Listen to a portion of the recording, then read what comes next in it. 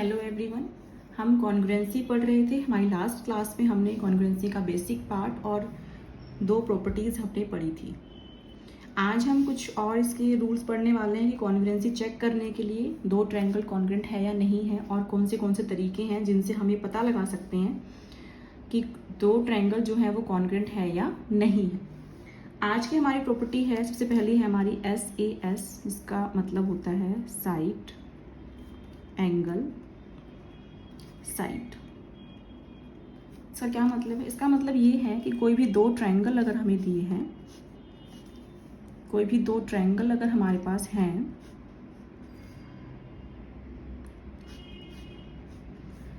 उसमें अगर मैं इनका नाम डाल दूं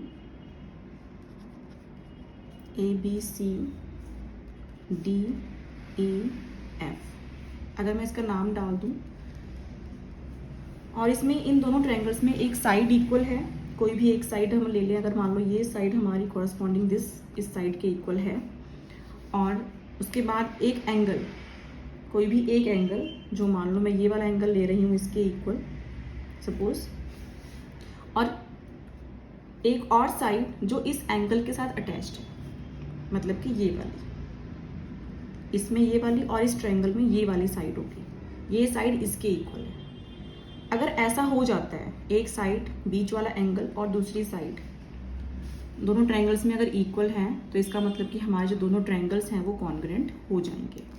लिखेंगे कैसे? नाम ट्रायंगल, अगर मैं यहाँ पे नाम ले लेती हूँ ABC, कॉन्ग्रुएंट होगा, सिंबल ये है कॉन्ग्रुएंसी का, हमने लास्ट क्लास में सीखा था। और ट्रायंगल, अब इसका नाम जो है वो ध्यान से दिखना है आपको। A के एंगल के इक्वल D एंगल है, तो D यहाँ लेंगे। B के इक्वल एंगल कौन सा होगा? हम देखते हैं AB के इक्वल कौन सी साइड है? DE, D हमने ले लिया तो यहाँ पर E लेंगे, और बचा कौन सा हमारे पास? F। ट्रायंगल ABC कॉन्ग्रुएंट होगा ट्रायंगल DEF के। ऐसे इसका नेमिंग करना है। तो ये प्रॉपर्टी ये कहती है कि अगर ऐसा हो जाता है तो दोनों ट्रायंगल कॉन्ग्रुएंट हो जाएंगे, और जैसे ही दोनों ट्रायंगल कॉन्ग्रुएंट होंगे तो बाकी के जो पार्ट्स बचे हमारे पास, एंगल C बचा, एंगल C किसके इक्वल है? एंगल F के। एंगल B किसके इक्वल है? एंगल E के। और एंगल साइड बची हमारे पास CB साइड जो है वो किसके इक्वल है? CBEF या FE के। तो ये हो जाएंगे equal by CPCT, congruent parts of congruent triangles are equal. तो ये है हमारी SAS प्रॉपर्टी। उसके बाद हमारी आती है AAS प्रॉपर्टी, ये है यहाँ पर। इसमें है एक एंगल, दूसरा एंगल, और फिर एक साइड। जैसे कि दो ट्रायंगल अगर हमें दिए हुए हैं, कोई भी दो ट्रायंगल आप ले सकते हैं, ये थोड़े छोटे बड़े बन गए पर ये इक्वल बनेंगे। कोई भी दो एंगल आप ले सकते हैं, उनका नाम डाल सकते हैं आप। सपोज मैं नाम डाल रही हूँ X Y Z, और ये नाम डाल रही हूँ मैं U V और T सपोज, और मैंने लिया एंगल Y, मैंने इक्वल ले लिया एंगल T के सपोज। अब मुझे दूसरा एंगल इक्वल लेना है, मैंने एंगल Z इक्वल ले लिया एंगल V के। अब उसके बाद वाली साइड कौन सी बची? ये वाली, मतलब कि XZ मेरा इक्वल होगा UV की। अगर ऐसा हो जाता है तो दोनों ट्रायंगल जो है वो कॉन्ग्रुएंट हो जाएंगे। नाम कैसे लिखेंगे? ट्रायंगल YZX अगर मैं ले रही हूँ तो कॉन्ग्रुएंट होगा ट्रायंगल Y के साथ लूँगी मैं T, इसके साथ मैं लूँगी V, और मेरे पास बचा U। नेमिंग आपको ऐसे करनी है। और जैसे ही ये हो जाता है, हमारे पास जो बाकी के जो पैरामीटर्स बचे हैं वो इक्वल हो जाएंगे। कौन से बचे हैं? एंगल X किसके बराबर हो जाएगा? एंगल U के। आप यहाँ से देख सकते हैं नाम से, X के बराबर U। उसके बाद हमारे पास साइड बची है YZ साइड इक्वल हो जाएगी TV के। XY साइड बची है हमारे पास, XY साइड हो जाएगी UT के इक्वल बाय CPCT। उसके बाद नेक्स्ट प्रॉपर्टी है हमारी ASA, मतलब कि एंगल साइड एंगल। ये जो प्रॉपर्टी है वो इसी प्रॉपर्टी का एक रूप कह सकते हैं इसमें, क्योंकि जैसे ही हमारे पास दो एंगल इक्वल होते हैं किसी भी दो ट्रायंगल के, तो ये अंडरस्टूड है कि थर्ड एंगल भी इक्वल ही होगा, क्योंकि तीनों का जो सम है वो 180 डिग्री ही होता है। अगर आप चाहें तो इसको कंस्ट्रक्शन करके भी देख सकते हैं, इस वाले को कंस्ट्रक्शन कर सकते हैं, इस वाले को भी कंस्ट्रक्ट कर सकते हैं, इसको भी कर सकते हैं आप कंस्ट्रक्ट।